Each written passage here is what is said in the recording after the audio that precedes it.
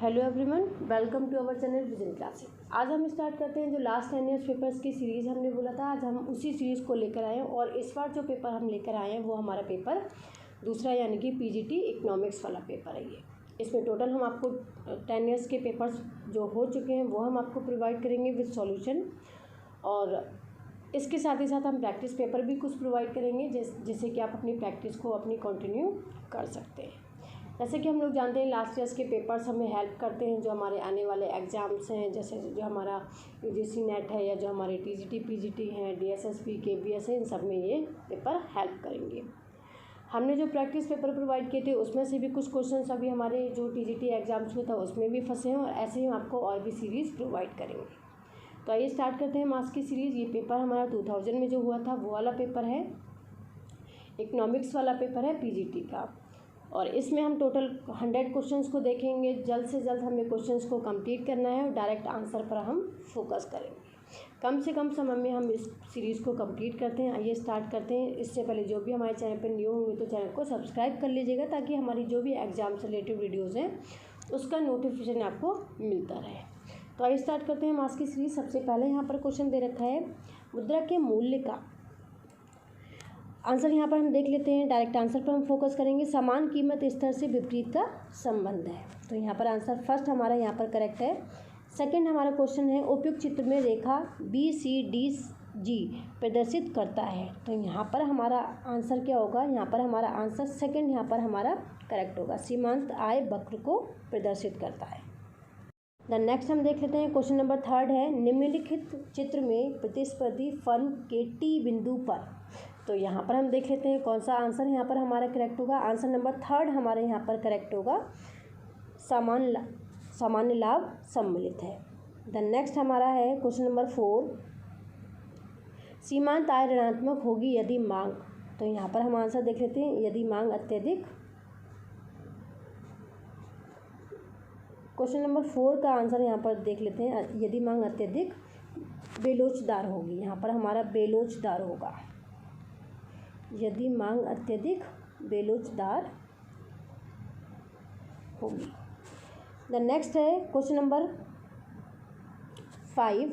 Question number 5 है, मांग की लोच ई औसत आय AR और सीमांत आय MR के बीच संबंध को निम्नलिखित सूत्रों में से किसके द्वारा दिखाया जाता है, तो यहाँ पर हम 5 का आंसर देख लेते हैं। 5 का यहाँ पर आंसर हमारा फर्स्ट यहाँ पर करेक्ट है।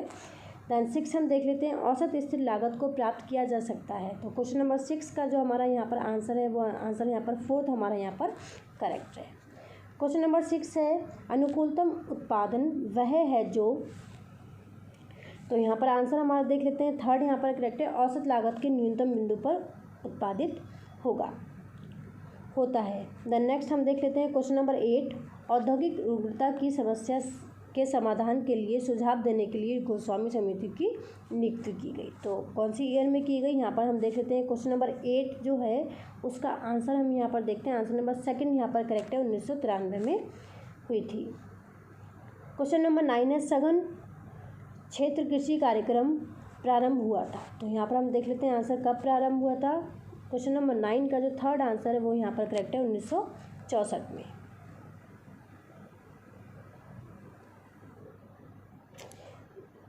द नेक्स्ट देखते हैं क्वेश्चन नंबर 10 है। क्वेश्चन नंबर 10 है, कर की मात्रा की तुलना में कीमतों में वृद्धि कम होती है जब, तो यहाँ पर हम आंसर देख लेते हैं, जब फर्म लागत वृद्धि नियम के अंतर्गत उत्पादन कर रही है, तो यहाँ पर फर्स्ट करेक्ट है यहाँ पर हमारा क्वेश्चन नंबर 10 का। देन क्वेश्चन नंबर 11 है, स्वस्फूर्ति अवस्था की शर्तें जिन्हें प्रोफेसर रोस्टोव ने दिया है वह कौन सी हैं, तो यहाँ पर हम देख लेते हैं, और ऑप्शन नंबर 4 हमारा यहाँ पर करेक्ट है, उपयुक्त सभी। उत्पादन निवेश दर में वृद्धि, अधिक वृद्धि दर के साथ एक या दो निर्मित क्षेत्र, या ऑप्शन 3 सामाजिक और संस्थागत संरचना में परिवर्तन, तो यहाँ पर हमारा ऑप्शन 4 यहाँ पर करेक्ट है, उपयुक्त सभी। क्वेश्चन नंबर 12 है, यदि राष्ट्र को व्यापार के से लाभ मिलता है तो उसका उपयोग बिंदु, यहाँ पर हम देख लेते तो उसका उपयोग बिंदु उत्पादन संभाव्य सीमा के ऊपर होता है। ऑप्शन नंबर 3 यहाँ पर हमारा करेक्ट होगा। द नेक्स्ट हम चलते हैं क्वेश्चन नंबर 13। क्वेश्चन नंबर 13 है हेक्सर-ओलिन प्रारूप में साधन बहुलता को परिभाषित किया गया है। तो यहाँ पर हमारा आंसर नंबर 3 यहाँ पर करेक्ट है, दोनों को, साधनों की भौतिक मात्रा से भी और साधन कीमतों से भी। क्वेश्चन नंबर 14 है राष्ट्र की आपूर्ति वक्र दिखाता है कि राष्ट्र क्या कर सकता है। आंसर नंबर 1 यहाँ पर करेक्ट है। क्वेश्चन नंबर 15 है ब्याज तरलता परित्याग का प्रतिफल है। तो यहाँ पर हम क्वेश्चन नंबर 15 का आंसर देख लेते हैं जे.एम. कीन्स के अनुसार। यहाँ पर हमारा जे.एम्स होगा, जे.एम. कीन्स के अनुसार।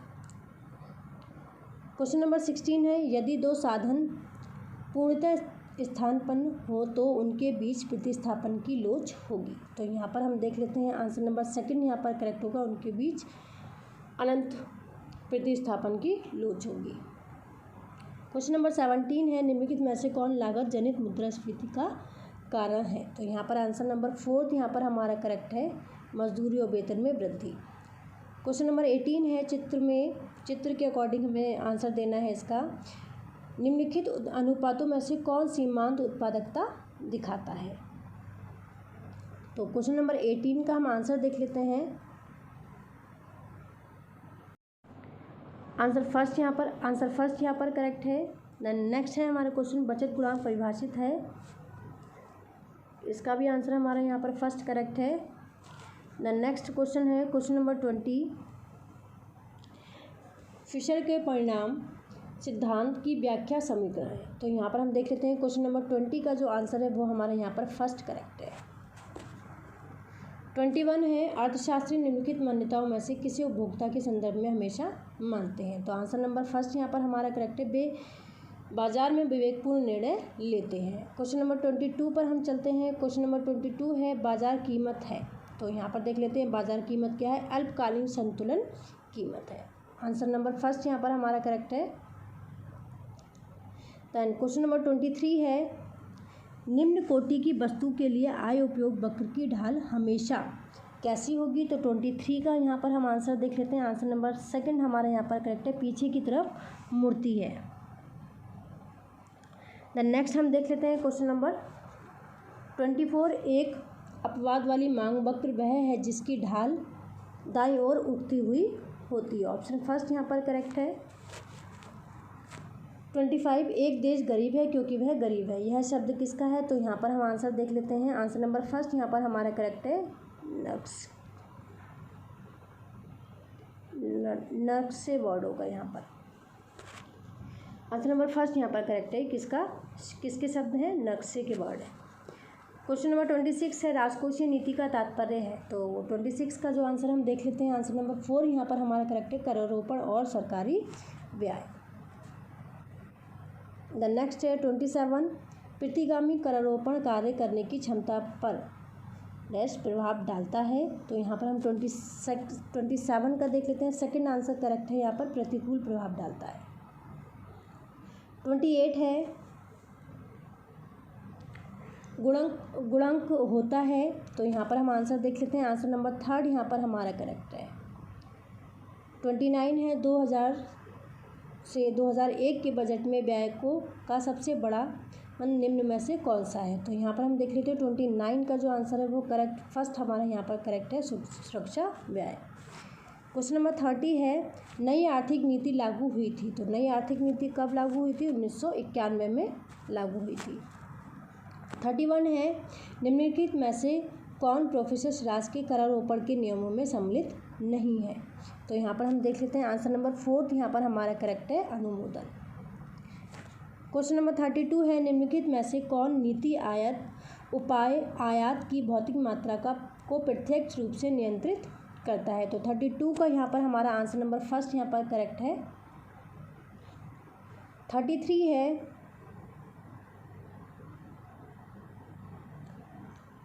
निम्नलिखित में से कौन एक कथन सही है, कौन सा एक कथन यहाँ पर सही है। तो 33 का हम यहाँ पर आंसर देख लेते हैं। आंसर नंबर जो 4 है वो यहाँ पर हमारा करेक्ट है। WTO एक संगठन है जिसे गैट के सदस्यों ने बनाया। द नेक्स्ट है 34 हाल के वर्षों में प्रत्यक्ष कर सुधारों के पीछे भारत में भारत में उद्देश्य रहा। तो यहाँ पर हम देख लेते हैं 34 का जो आंसर है वो आंसर नंबर 4 यहाँ पर हमारा करेक्ट है, सभी उद्देश्य रहे। द नेक्स्ट है 35, भारत में संघीय वित्त व्यवस्था के विकास क्रम में निम्नलिखित व्यवस्थाओं में से सर्वाधिक लाभ भारतीय संघ को किस व्यवस्था से प्राप्त हुआ। तो 35 का यहाँ पर हम आंसर देख लेते हैं, वित्त आयोग यहाँ पर हमारा करेक्ट होगा। 36 है, भारत में मॉडिफाइड वैल्यू एडेड टैक्स किस वर्ष से प्रारंभ किया गया। तो यहाँ पर हम देख लेते हैं 1986 से उसे प्रारंभ किया गया। द नेक्स्ट हम 37 की तरफ चलते हैं, निम्नलिखित करों में से कौन सा एक कर केंद्र द्वारा राज्य सरकारों के साथ बांटा जाता है। तो यहाँ पर हमारा आंसर नंबर 2 यहाँ पर हमारा करेक्ट है, उत्पाद शुल्क। 38 है, निम्नलिखित वर्गीकरण में द्वितीय योजना काल के संशोधन गॉडगिल सूत्र का प्रयोग किस वर्ग में होता है। तो यहाँ पर हम 38 का आंसर देख लेते हैं, आंसर नंबर 1 यहाँ पर हमारा करेक्ट है, राज्य की योजनाओं को केंद्रीय सहायता आवंटन करने हेतु। द नेक्स्ट है 39, औसत स्थिर लागत है। औसत स्थिर लागत है, यहाँ पर हम आंसर देख लेते हैं, उत्पादन के बढ़ने के साथ घटती है। तो यहाँ पर आंसर हमारा 3 यहाँ पर करेक्ट है। क्वेश्चन नंबर 40 है, दो उदासीन वक्र एक दूसरे को नहीं काट सकते। तो यहाँ पर हम देख लेते हैं, यहाँ पर हमारा आंसर कौन सा होगा, ये काट होगा, यहाँ पर नहीं काट सकते।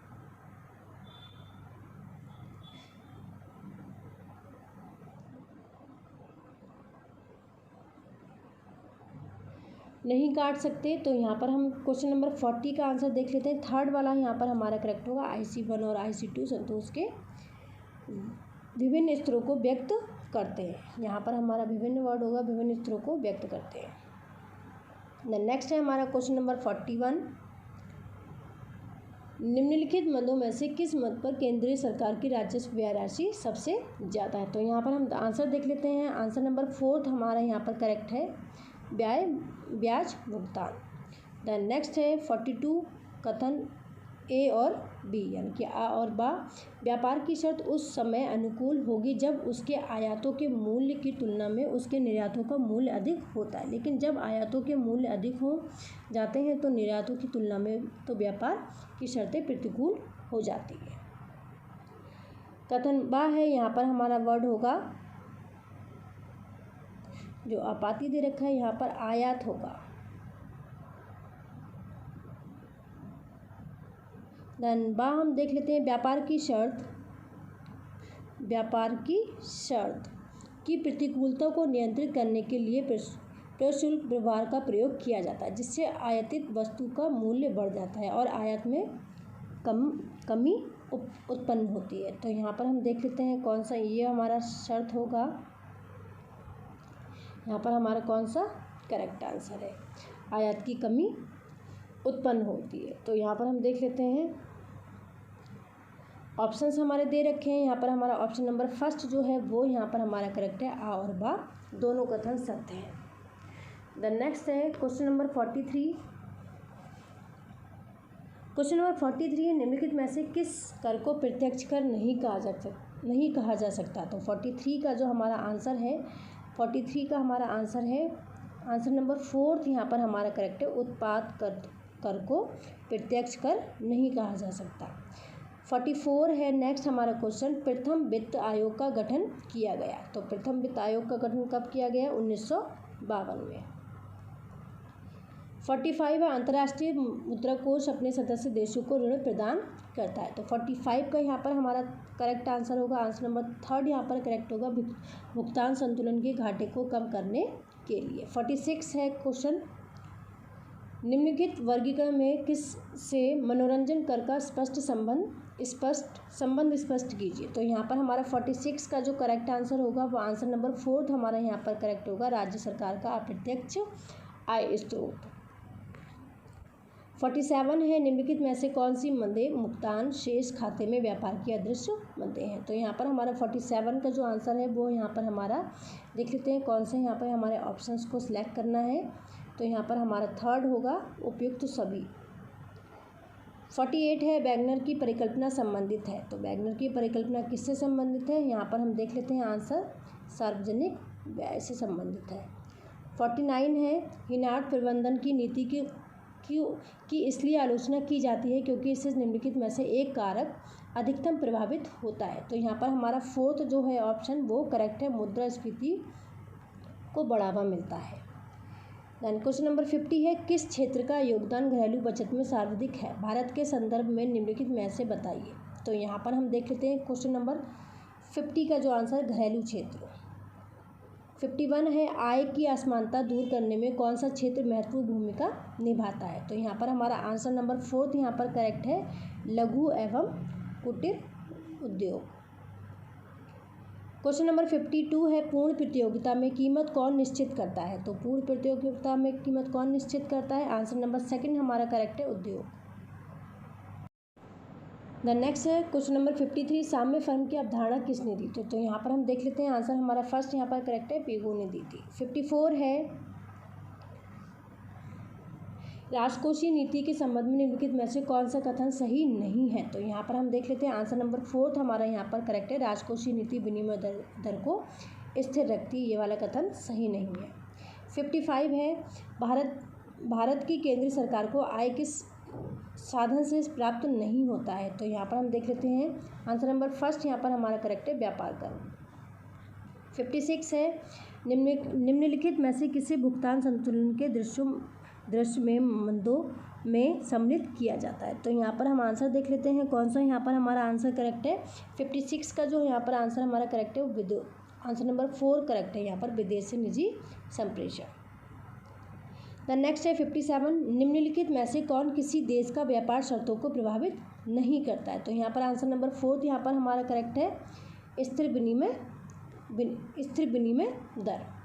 द नेक्स्ट है 58, शिशु का पालन करो, बालक की रक्षा करो और युवक को स्वतंत्र छोड़ दो। निम्नलिखित में से किस अर्थशास्त्री ने इस कथन को व्यक्त किया था? तो यहाँ पर हम 58 का करेक्ट आंसर देख लेते हैं, उपरोक्त में से कोई नहीं। 59 है, प्राथमिक घाटे में यदि सरकार द्वारा दिया गया ब्याज जोड़ दिया जाए तो वह बराबर होगा, किसके बराबर होगा? तो यहाँ पर हम आंसर देख लेते हैं, राजकोषीय घाटे के बराबर होगा। द नेक्स्ट हम क्वेश्चन की तरफ चलते हैं। क्वेश्चन नंबर 60 है, शून्य आधारित बजट की अवधारणा को किसने प्रस्तुत किया? तो यहाँ पर हम देख लेते हैं क्वेश्चन नंबर 60 का जो आंसर है वो 3rd यहाँ पर हमारा करेक्ट है, पीटर ए पायर ने। क्वेश्चन नंबर 61 है, लाभ के लगान सिद्धांत का प्रतिपादन किसने किया? तो यहाँ पर हम देख लेते हैं आंसर फर्स्ट यहाँ पर हमारा करेक्ट है, बकर ने किया। द नेक्स्ट हम चलते हैं क्वेश्चन नंबर 62 है, यहाँ पर ब्याज का तरलता पसंदगी सिद्धांत प्रस्तुत किया। तो यहाँ पर हम 62 का करेक्ट आंसर देख लेते हैं, प्रोफेसर कीन्स ने। 63 है, चैम्बरलिन के विचार में श्रम का शोषण तब उपस्थित होता है जब श्रम की मजदूरी दर सीमांत आगम उत्पादकता से कम हो जाए। मीन्स ऑप्शन फर्स्ट यहाँ पर हमारा करेक्ट है। 64 का हम देख लेते हैं क्वेश्चन। 64 क्वेश्चन है, रिकार्डो के अनुसार उपज की कीमत बढ़ने से भूमि की कीमत अर्थात लगान बढ़ जाती है। तो यहाँ पर हमारा आंसर नंबर फर्स्ट यहाँ पर करेक्ट हो गया। 65 है, यदि साधन की सीमांत उत्पादकता में वृद्धि की जा सकती है तो यहाँ पर उसकी मांग तथा मूल्य में वृद्धि होगी। तो यहाँ पर हमारा आंसर नंबर 3rd यहाँ पर करेक्ट है। द नेक्स्ट है 66 क्वेश्चन नंबर 66 है, एक साधन की बाजार मांग क्या है? तो यहाँ पर हम आंसर देख लेते हैं, आंसर नंबर फर्स्ट है, विपुल मांग है। द नेक्स्ट है 67, अमर्त्य सेन को अर्थशास्त्र के लिए नोबेल पुरस्कार मिला। तो यहाँ पर हम देख लेते हैं क्वेश्चन नंबर 67 का जो आंसर है यहाँ पर हमारा 3rd करेक्ट है, 1998 में। 68 है, वर्तमान में भारत में राष्ट्रीय आय का आंकलन करने के लिए कौन सा वर्ष आधार वर्ष माना जाता है? तो यहाँ पर हमारा आंसर जो है वो 3rd वाला करेक्ट है, 1980 और 81 को आधार वर्ष माना जाता है। द नेक्स्ट है क्वेश्चन नंबर 69, प्रोफेसर फिशर ने राष्ट्रीय आय की माप में उत्पादन के स्थान पर किसको सम्मिलित किया है? तो यहाँ पर हमारा आंसर नंबर 3rd यहाँ पर करेक्ट है, वितरण को सम्मिलित किया है। क्वेश्चन नंबर 70 है, राष्ट्रीय आय से तात्पर्य है। तो राष्ट्रीय आय से तात्पर्य क्या है? ऑप्शन नंबर 3rd यहाँ पर हमारा करेक्ट है, विभिन्न आयों के योग से। क्वेश्चन नंबर 71 है, जब दो वस्तुएं पूर्ण प्रतिस्थापन होती हैं तो तटस्थवत वक्र कैसा होता है, तो यहाँ पर हम 71 का आंसर देख लेते हैं, एक सीधी रेखा में होता है।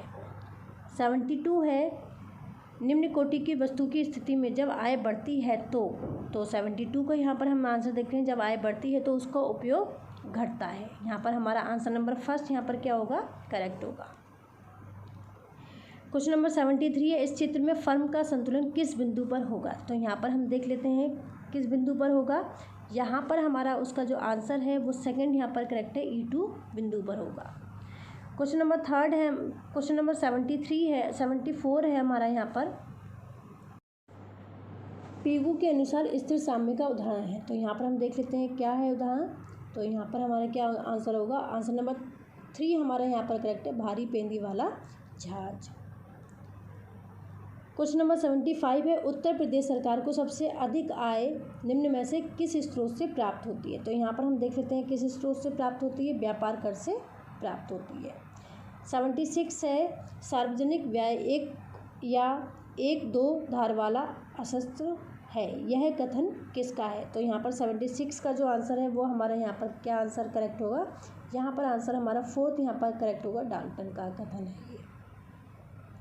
77 है, व्यापार यंत्र का नव प्रवर्तन सिद्धांत प्रस्तुत किया, किसने प्रस्तुत किया, तो यहाँ पर हमारा आंसर नंबर थर्ड यहाँ पर करेक्ट है, शुम्पीटर ने किया था। 78 है, कीन्स का रोजगार सिद्धांत बचत विनियोग फलन को ब्याज की दर के सापेक्ष, तो यहाँ पर हम देख लेते हैं बेलोच मानता है, मीन्स ऑप्शंस हमारा यहाँ पर क्या हो जाएगा, थर्ड वाला करेक्ट हो जाएगा। 79 है, प्रतिष्ठित अर्थशास्त्रियों के अनुसार मौद्रिक एवं वास्तविक मजदूरी में संबंध होता है, तो यहाँ पर हम देख लेते हैं कैसा संबंध होता है, प्रत्यक्ष एवं अनुपातिक। आंसर फर्स्ट यहाँ पर करेक्ट है।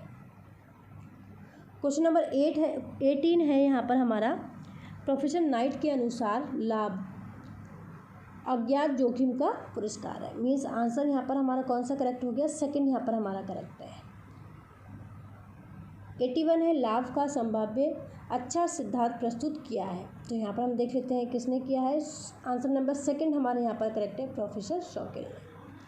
82 है, निम्नलिखित में से द नेक्स्ट हम देख लेते हैं क्वेश्चन नंबर 82, निम्नलिखित में से कौन सा कथन सत्य है, तो यहाँ पर हमारा कौन सा कथन सत्य है, यदि वस्तु की मांग अधिक है तो साधन की मांग भी अधिक होगी, यह वाला कथन सत्य है। क्वेश्चन नंबर 83 है, अल्प अधिकार बाजार में पाया जाता है, तो यहाँ पर हम आंसर देख लेते हैं, अल्प अधिकार बाजार में क्या पाया जाता है, मीन्स जब कुछ विक्रेता हो, तो यहाँ पर हमारा आंसर नंबर फोर्थ यहाँ पर हमारा करेक्ट है।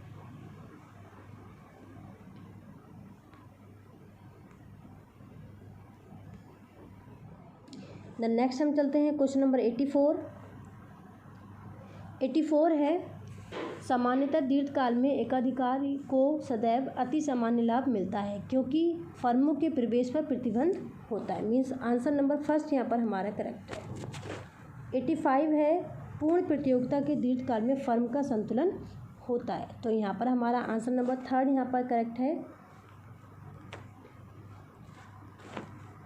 क्वेश्चन नंबर 86 है, दीर्घकालीन उत्पादन फलन का संबंध है, तो यहाँ पर हमारा आंसर पैमाने के प्रतिफल से, आंसर सेकंड यहाँ पर हमारा करेक्ट है।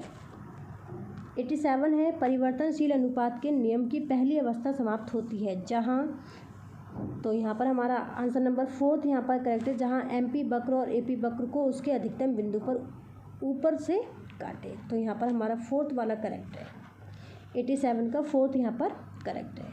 देन नेक्स्ट है क्वेश्चन नंबर 88, यदि कीमत मांग की लोच तो हो तो यहाँ पर हमारा क्या होगा, तो कीमत मांग की लोच क्या होगी, तो यहाँ पर हम देख लेते हैं आंसर नंबर जो हमारा फर्स्ट है वो यहाँ पर हमारा क्या होगा, करेक्ट होगा। 89 है, प्रकट यदिमान सिद्धांत आधारित है, तो यहाँ पर हम देख लेते हैं 89 का जो आंसर है किस पर आधारित है, आंसर नंबर फर्स्ट यहाँ पर हमारा करेक्ट है, तुरंत। क्वेश्चन नंबर 90 है, कीमत उपभोग वक्र की ढाल, तो यहाँ पर हम 90 का आंसर देख लेते हैं, आंसर नंबर यहाँ पर फोर्थ हमारा यहाँ पर करेक्ट है। वस्तुओं की प्रकृति के संदर्भ में अतिरिक्त सूचना के अभाव में कुछ नहीं कहा जा सकता। नेक्स्ट है 91, निम्नलिखित में से कौन सा कथन गलत है, तो यहाँ पर हम देख लेते हैं, एडम स्मिथ ने करारोपण के 5 नियम दिए हैं, यह वाला कथन क्या है, गलत है। देन नेक्स्ट हम चलते हैं क्वेश्चन नंबर 92। क्वेश्चन नंबर 92 है, जब किसी कर का कराधान एवं करापात एक ही व्यक्ति पर होता है तो क्या होता है? प्रत्यक्ष कर। तो यहाँ पर हम देख लेते हैं आंसर हमारा यहाँ पर कौन सा करेक्ट है, फर्स्ट वाला प्रत्यक्ष कर।